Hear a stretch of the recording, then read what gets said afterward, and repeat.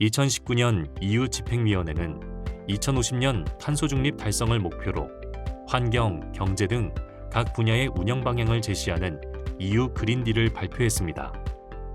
그리고 2020년 3월부터 EU 그린딜에 따른 분야별 세부 이행 전략을 순차적으로 발표하기 시작하면서 7월에는 EU 에너지 시스템 통합 전략을 발표했습니다.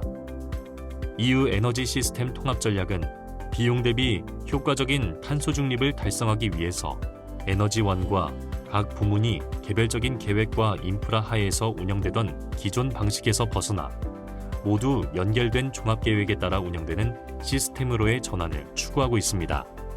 EU가 제시한 통합 에너지 시스템은 보다 효율적인 순환 시스템, 전력화 확대 및 청정 발전 시스템, 비전력 부분의 청정연료 공급이 주요 특징이며 구체적으로 다음의 6가지 액션 플랜을 제시하고 있습니다.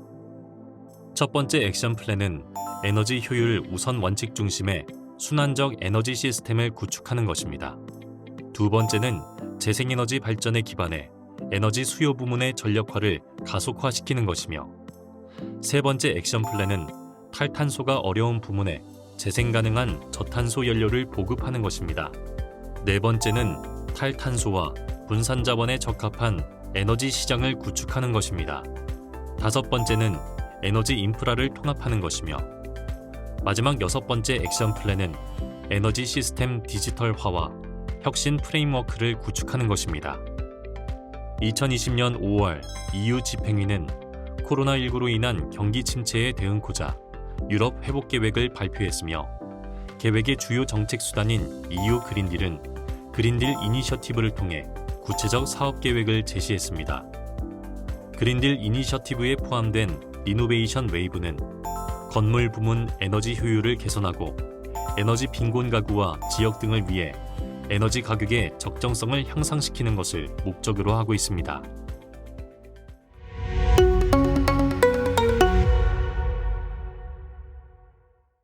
(2020년 7월) 정부가 발표한 한국판 뉴딜은 추격형 경제에서 선도형 경제로, 탄소 의존 경제에서 저탄소 경제로, 불평등 사회에서 포용 사회로 도약이라는 비전을 설정하고 디지털 뉴딜, 그린 뉴딜, 안전망 강화 3가지 정책 방향을 제시했습니다. 그리고 2020년 7월 한국판 뉴딜 2.0 추진 계획을 발표하면서 그린 뉴딜에는 기존 3개 분야의 탄소 중립 추진 기반 구축을 신규 분야로 추가하였고 기존 과제의 세부 추진 계획 범위도 확대하고 보강하였습니다.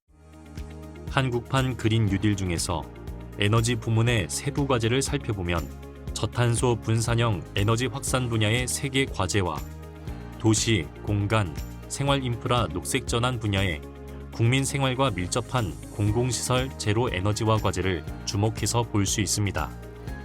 저탄소 분산형 에너지 확산은 R&D와 설비 투자를 통해 지속가능한 신재생에너지를 사회 전반에 확산하여 미래 에너지 패러다임으로의 전환을 준비하는 것이 목적이며 3개 과제로 구성되어 있습니다. 국민 생활과 밀접한 공공시설 제로 에너지화는 그린 리모델링과 그린 스마트 스쿨로 구분되는데 그중 그린 리모델링이 에너지 부문과 관련성이 높습니다. 그린 리모델링은 민간 건물의 에너지 효율 향상을 유도하기 위해 공공 건물에서 태양광 설치, 친환경 단열재 교체 등을 통해 선제적으로 제로 에너지화를 추진하는 과제입니다. 그린 리모델링의 주요 사업은 노후 공공임대주택 그린 리모델링과 공공건축물 그린 리모델링이며 추가로 민간 건물의 성능 개선 추진을 촉진하기 위해 경제적 지원을 제공하는 그린 리모델링 활성화도 포함되어 있습니다.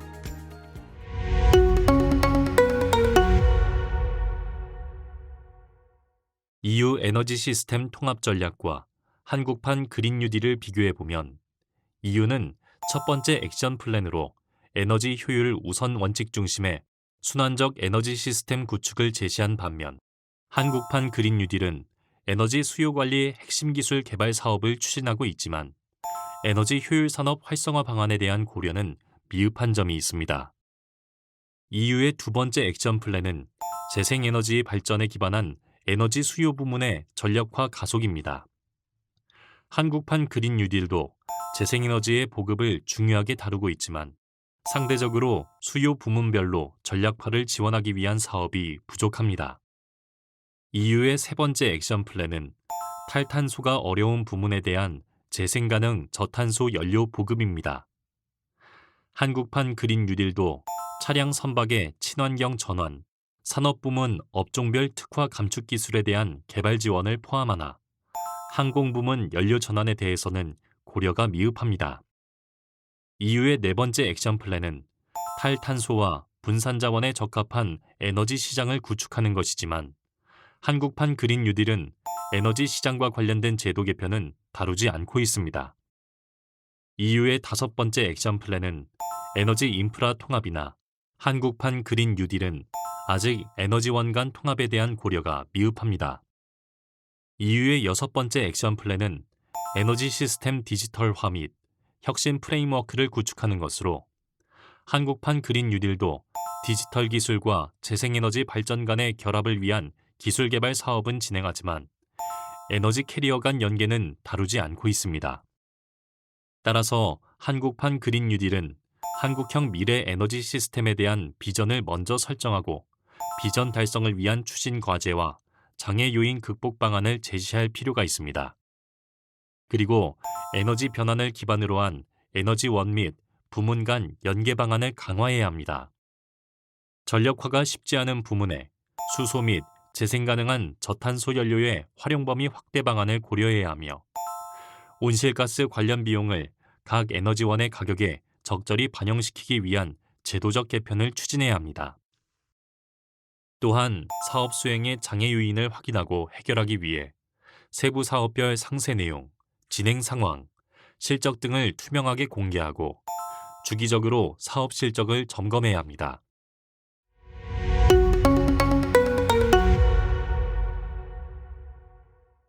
그린 뉴딜 사업 중 신재생에너지 보급 지원 사업과 그린 리모델링 사업의 온실가스 감축 잠재량을 추정해 보았습니다. 신재생에너지 보급 지원을 통해 2020년부터 2025년 기간에 태양광 1372.2MW, 태양열 26.0만 제곱미터, 지열 314.1MW, 연료전지 26.4MW, 풍력 0.8MW, 목재 펠릿 34.2MW가 보급될 것으로 분석되고 있습니다. 그리고 신재생에너지 보급 지원을 통해 2020년부터 2025년 기간에 보급될 신재생에너지 설비의 2025년 온실가스 감축량은 약 103.8만 톤 CO2 EQ일 것으로 분석되고 있으며 같은 기간 동안 보급될 발전 설비의 2025년 발전량은 1704GWh로 분석되어 그로 인한 온실가스 감축량은 약 78.3만 톤 CO2 EQ로 평가됩니다. 또한 같은 기간 동안 보급될 열 생산 설비의 2025년 화석연료 대체량은 95,654 TOE로 분석되었고 그로 인한 온실가스 감축량은 약 25.5만 톤 CO2 EQ로 평가됩니다. 그린 리모델링 지원 사업은 2020년부터 2025년에 기간 공공임대주택 11만 9,706호와 공공건축물 5,500건을 대상으로 진행될 것으로 분석되는데 이를 통해 같은 기간에 개선될 건물의 2025년 온실가스 감축량은 약 30.6만 톤 CO2 EQ로 분석됩니다.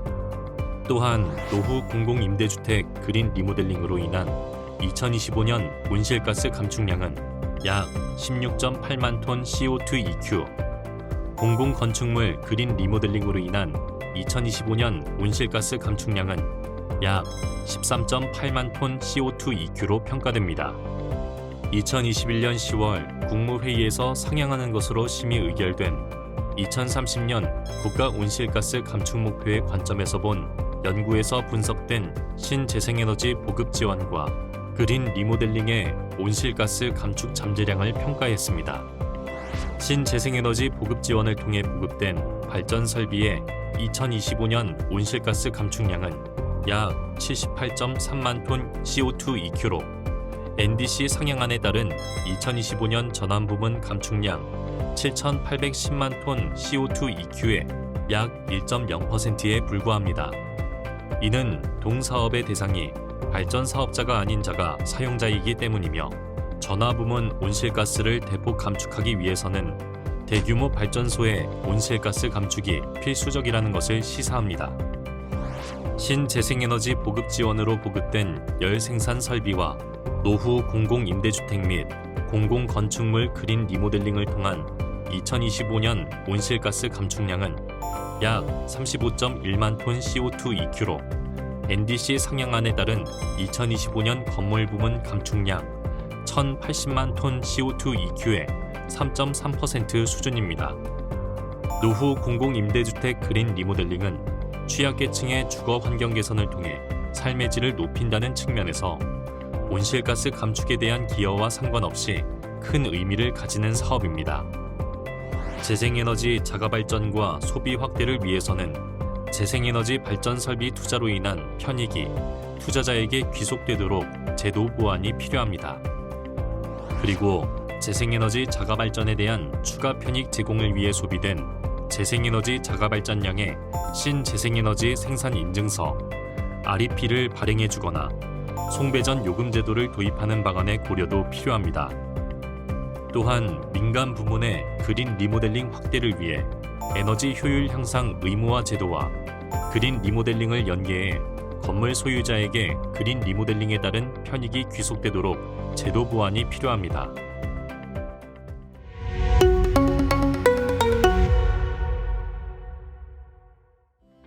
EU 에너지 시스템 통합 전략에 제시된 6가지 액션 플랜과 한국판 그린 뉴딜의 세부 내용을 비교한 결과 한국형 미래 에너지 시스템의 비전 수립, 투명한 정보 공개와 사후 관리 등의 시사점을 도출했습니다.